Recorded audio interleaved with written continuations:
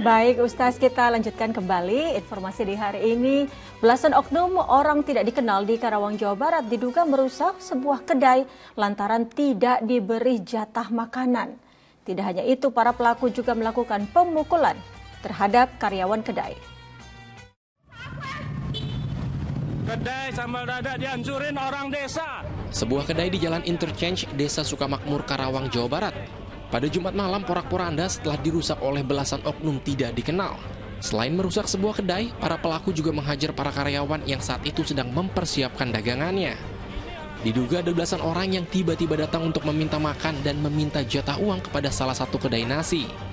Akibat lama memberikan makanan, para pelaku langsung bertindak anarkis dengan merusak kedai.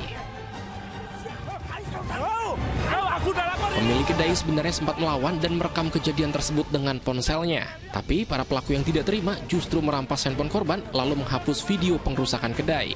Karena yang saya kenal karena dia sering minta jatah bulanan ke saya, kita kasih rutin setiap bulan. Makanya saya kenal dia dan dia juga yang awal pertama kali ngehantam karyawan saya itu.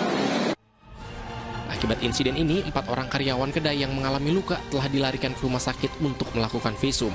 Samsul Nursyah melaporkan dari Karawang, Jawa Barat. Nah, kalau berita tadi itu sebelumnya terkait pemalakan atau premanisme terhadap pelajar. Nah, kalau berita yang baru saja kita saksikan ini juga mirip, tapi lebih anarkistis karena tega memporak-porandakan kedai orang lain sehingga melakukan pemukulan terhadap salah satu karyawannya. Ustaz Arifin, bisa dijelaskan Ustaz lebih dalam lagi sabda Rasulullah Sallallahu Alaihi Wasallam yang berbunyi, Muslim yang paling baik adalah Muslim yang membuat orang Islam atau lainnya selamat dari gangguan kejahatan lisan dan tangannya. Ya, betul sekali hadis itu Kak Utrih ya. Rasul pernah bersabda bahwa yang namanya Muslim, bahkan bukan disebutkan Muslim yang baik, Muslim saja gitu. Jadi definisi Muslim, orang yang beragama Islam atau orang yang berserah diri kepada Allah, itu definisinya kata Rasul adalah orang yang membuat orang lain merasa nyaman, aman dari gangguan lidahnya dan gangguan tangannya. Nah, itu artinya setiap kita kalau merasa benar-benar beriman, ya merasa benar-benar ingin dianggap orang baik, ya jangan sampai ucapan kita, tindakan kita itu mengganggu orang lain. Itu definisi sederhananya. Kalau yang definisi yang lebih dari itu muslim yang katakanlah minimalis lah. Minimalisnya kita harusnya begitu gitu. Jangan kemudian omongan kita menyakiti orang lain, perbuatan kita mengganggu orang lain.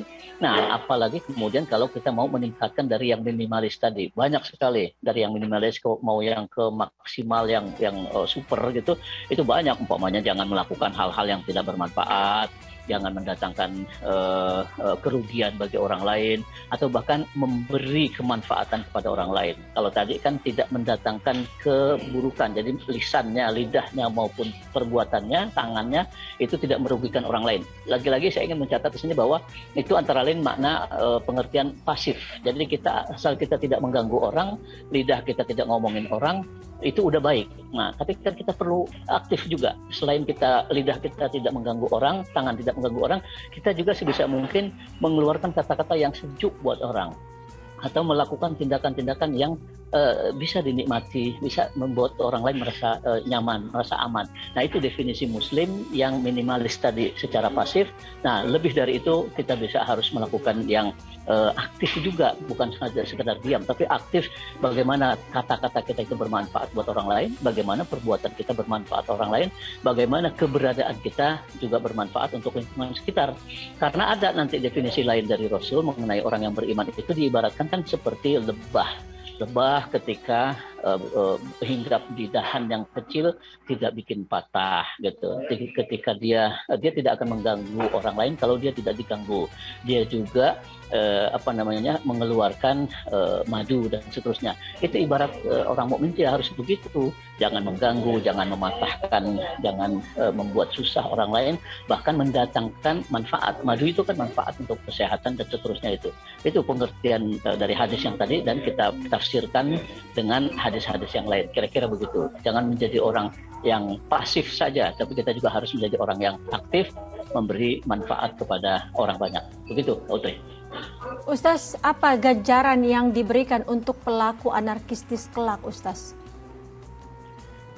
Kalau di akhirat pasti jelas hukumannya seperti halnya kejahatan-kejahatan yang lain ya, itu di neraka. Nah, tapi lain dari itu, selain dia mempertanggungjawabkan di neraka, karena ini hubungannya dengan sesama manusia, dia akan diperhadapkan dulu kepada orang-orang yang dizalimi di dunia. Kan ada ceritanya, itu dalam hadis juga disebutkan, bahwa jangankan kita umpamanya perang yang katakan sampai mematikan sekian banyak orang, sekedar kita pinjam uang dari orang lain lalu kita tidak kembalikan, walaupun jumlahnya mungkin hanya 100.000, 10.000, katakan kecil sekali, itu saja nanti Allah belum mau mengampuni dosa kita kalau orang yang tadi kita pinjam uangnya dan kita tidak kembalikan itu dia tidak rela gitu.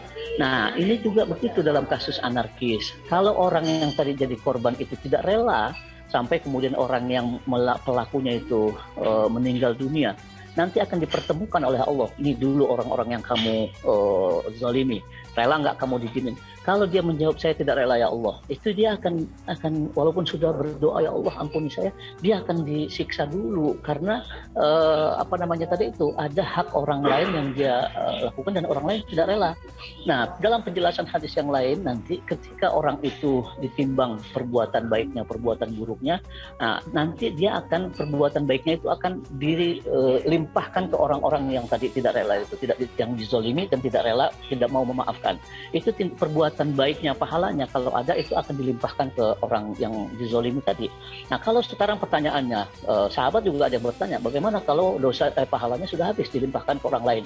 Ya, dia dosa orang yang dia zolimi akan dilimpahkan ke dia.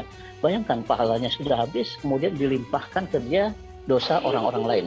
Karena ini berkaitan dengan hak manusia. Allah tidak mudah-mudah mengampuni orang yang memohon maaf kepada Allah kalau itu berkaitan dengan hak manusia. Nah, karena itu memang sebelum meninggal dunia, semua urusan antar sesama manusia yang anarkis, yang pernah menzalimi, yang pernah memalak dan seterusnya itu harus sudah ada saling memaafkan terlebih dahulu di dunia. Kalau tidak ada, nanti akan diselesaikan di akhirat. Tentu pengadilan di akhirat lebih sulit daripada di dunia. Karena itu saya kira ini peringatan yang keras sekali bahwa kalau kita mengganggu hak orang lain, ya, menzalimi orang lain, itu tidak selesai hanya dengan kita tobat kepada Allah, tapi harus memastikan apakah orang yang kita zalimi itu sudah memaafkan kita atau belum. Itu yang sulit, karena ini hak orang lain. Orang bisa saja mengatakan di mulutnya, ya saya maafkan, tapi dalam hatinya bisa saja dia masih dendam. Nah, itu yang sulit, karena itu jauhilah perbuatan yang menzalimi orang lain. Kak Utri.